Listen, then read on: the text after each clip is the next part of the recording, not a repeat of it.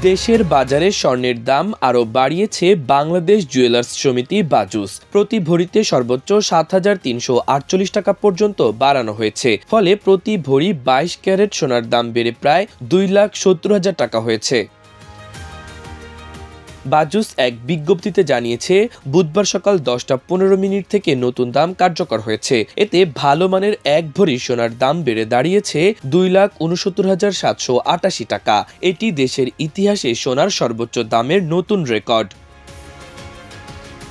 স্থানীয় বাজারে তেজাবি সোনার দাম বাড়ার পরিপ্রেক্ষিতে এই দাম বাড়ানো হয়েছে বলে জানিয়েছে বাজুস।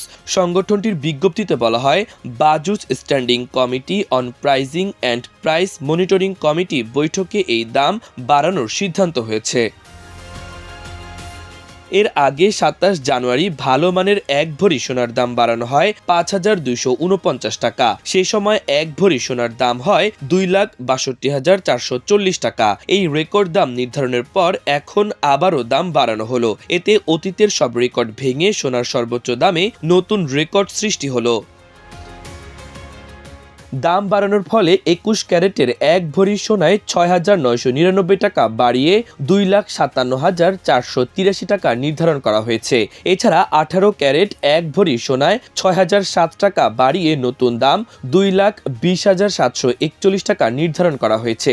আর সনাতন পদ্ধতির প্রতি ভরি সোনায় ৫,১৩২ টাকা বাড়িয়ে দাম নির্ধারণ করা হয়েছে ১,৮১,৭২৫ টাকা। সোনার দাম বাড়ানো হলেও রূপার দাম অপরিবর্তিত রয়েছে। ২২ ক্যারেটের এক ভরি রূপার দাম নির্ধারণ করা হয়েছে ৭,৭৫৭ টাকা। এছাড়া ২১ ক্যারেটের এক ভরি রূপার দাম ৭,৪০৭ টাকা, ১৮ ক্যারেটের এক ভরি রূপার দাম ৬,৩৫৭ টাকা এবং সনাতন পদ্ধতির এক ভরি রূপার দাম ৪,৭৮২ টাকা নির্ধারণ করা হয়েছে।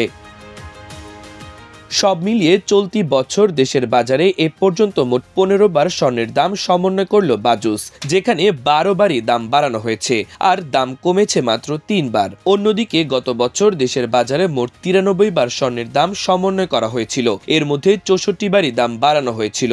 এছাড়া ২০২৫ সালে মোট ২৯ বার কমানো হয়েছিল স্বর্ণের দাম। মাল্টিমিডিয়া ডেস্ক, আমার দেশ।